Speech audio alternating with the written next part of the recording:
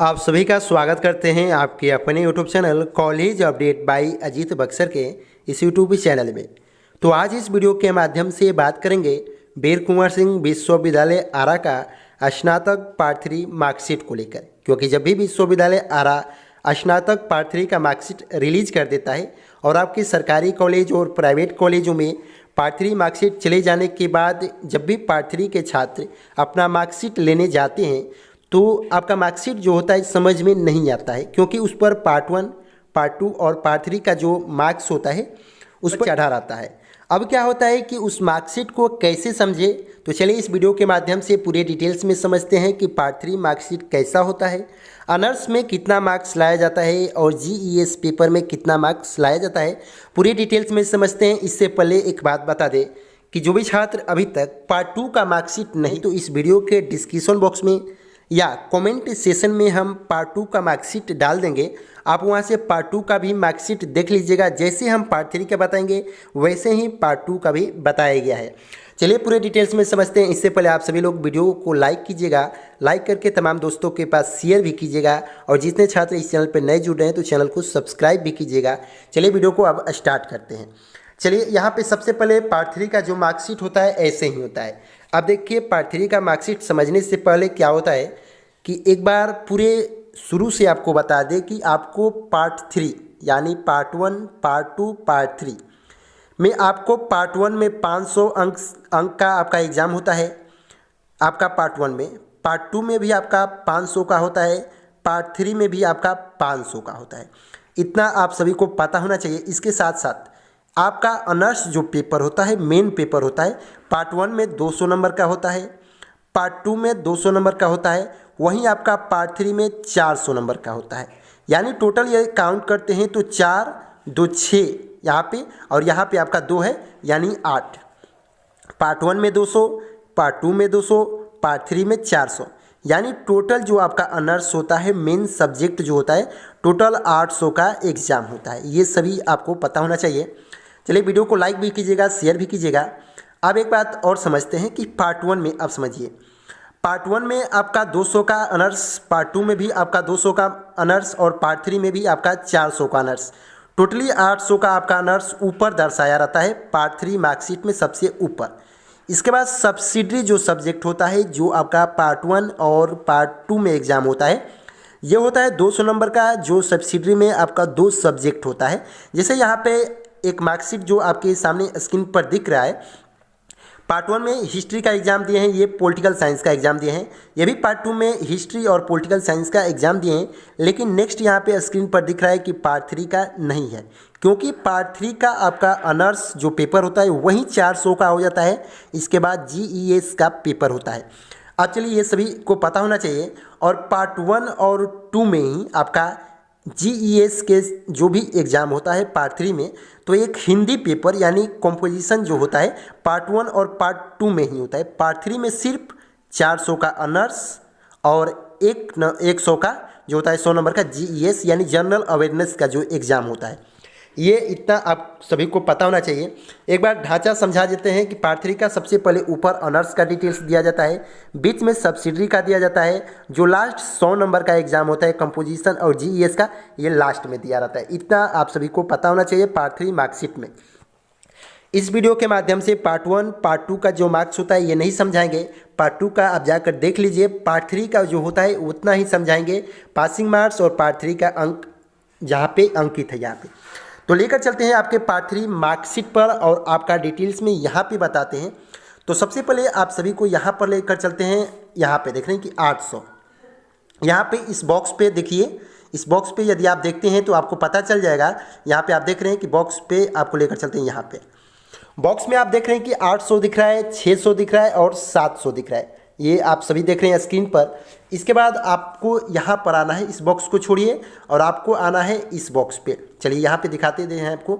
यहाँ पे देख रहे हैं कि इस बॉक्स पे आना है। इस बॉक्स में आप देख रहे हैं 360, 270 और 315, इतना आप सभी देख रहे हैं। तो देखिए आपका यहाँ पे जो 360 दिख रहे हैं, 360 कैसे आया ये सभी को बता दें। ऑनर्स जो पेपर होता है, ऑनर्स पेपर में यदि पार्ट 1 में लेकर चलते हैं तो पार्ट 1 में सभी को पता है कि ऑनर्स पेपर 200 का होता है।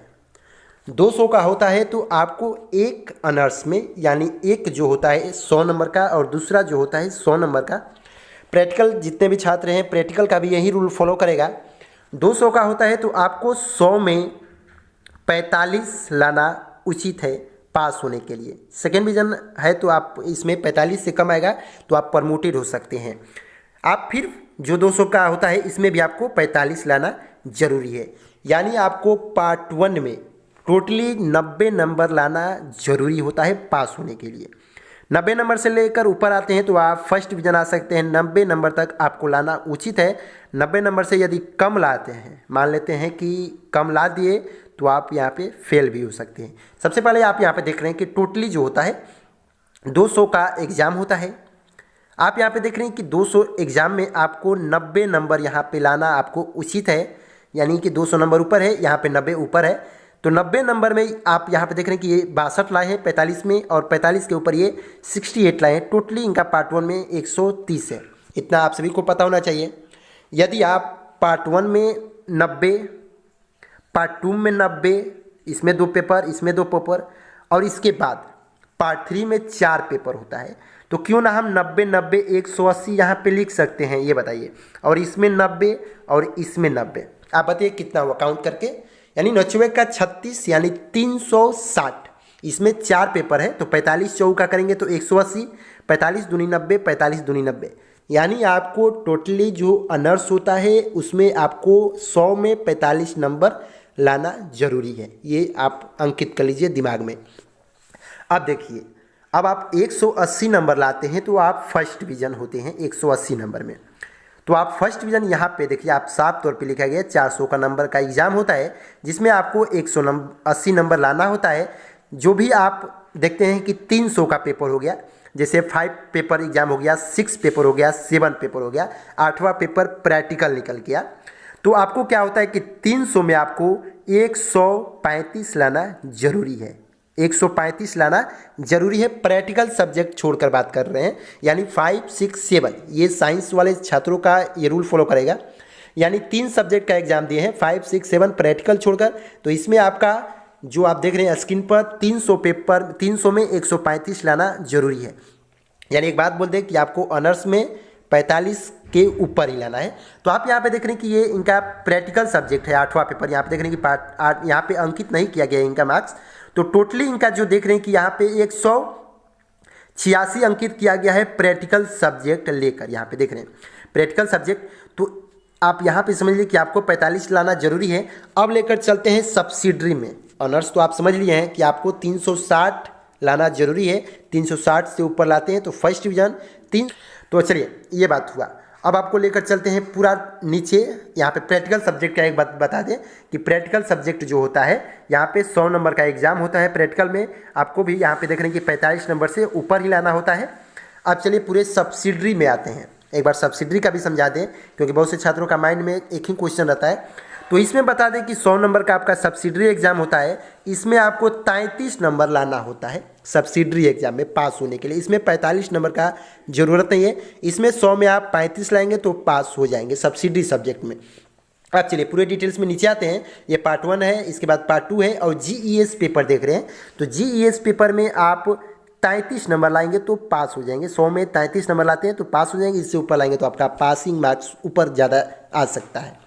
अब देखिए, अब तो ये आप समझ लिए होंगे कि ऑनर्स पेपर में 45 और GES पेपर में 33 और सब्सिडरी में भी 33 मार्क्स लाना होता है। अब चलिए यहाँ पे आइए। अब नीचे इनका फर्स्ट डिवीजन दिख रहा है, कैसे दिख रहा है? अब इनका फर्स्ट डिवीजन दिख रहा है तो कैसे दिख रहा है? तो 1500 का आपका मार्क्स हो गया तीनों, यानी 1 + 2 + 3 = 1500, यानी 500 जोड़ेंगे तो 1500। इसमें आपको कितना लाना होता है? तो आप फर्स्ट डिवीजन होंगे, सेकेंड डिवीजन होंगे। तो चलिए ये हम आपको बता देते हैं। तो सबसे पहले आप यहाँ पे स्क्रीन पर आइए। स्क्रीन पर आने के बाद जो भी आपका ऑनर्स पेपर है, जो ऑनर्स पेपर एक बात समझ लीजिए कि 800 होता है। 800 में आपको 360 लाना होता है फर्स्ट डिवीजन के लिए। तो आप यहाँ पे देख रहे हैं कि 450 जो है, 450 जो होता है ये फर्स्ट डिवीजन के लिए ऊपर। 360 के नीचे लाते हैं एक भी नंबर तो आप फेल हो सकते हैं। यहाँ पे आप देख रहे हैं कि 450 से ऊपर लाते हैं तो आप फर्स्ट डिवीजन हो सकते हैं। तो इनका जो मार्क्स है 500 है, यानी ये फर्स्ट डिवीजन है। अब इसके बाद नीचे आइए। नीचे आने के बाद जो टोटली होता है कहीं कहीं 1500 का जो मार्क्स भरा जाता है, क्योंकि आप पार्ट 3 का मार्कशीट लगाएंगे कहीं भी तो 1500 का मार्क्स लगाइए, ये नहीं कि आप 800 का मार्क्स लगाएंगे। टोटली 1500 का मार्क्स लगाया जाता है। तो देखिए 1500 में इनका क्या है, 904 है, यानी आप 900 से ऊपर लाते हैं तो आप फर्स्ट डिवीजन आएंगे। इसके बाद यदि 800 यहाँ पे 98 99 भी आ जाएगा तो आप सेकेंड डिवीजन आएंगे।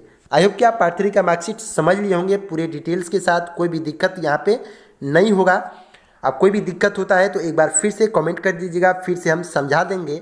एक बार आप यहाँ पर भी समझ लेंगे, फुल मार्क्स यहाँ पे दिया होगा पासिंग मार्क्स इसमें, और मार्क्स ऑफ 10 में जो भी आपका मार्क्स रहेगा यही दिया रहेगा।